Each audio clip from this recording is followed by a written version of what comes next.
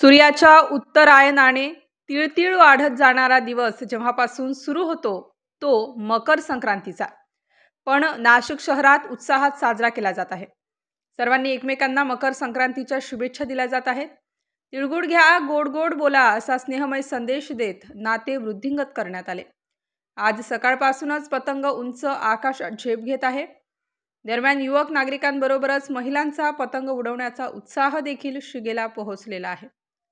नाशिक शहरातील पंचवटी परिसरातील गणेशवाडी भागातील एका रहिवासी सोसायटीमधील सर्व महिलांनी एकत्र येत पारंपरिक पोशाख तसेच डोक्यावर फेटे परिधान करत पतंग उडवण्याचा आनंद घेतला.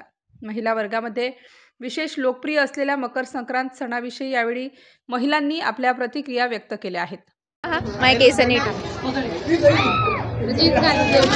नमस्कार, मी सुनीता गरकर गणेशवाडी पंचवटीतनं बोलते.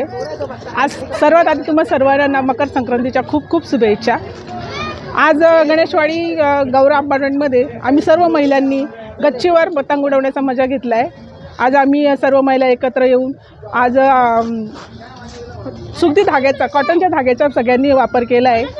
आणि नायलनच्या धाग्याचा कोणीही वापर न करता साध्या धाग्याचा वापर करून पतंगी उडवला आहे. मकर संक्रांतीच्या तुम्हा सर्व नाशिककरांना खूप खूप शुभेच्छा.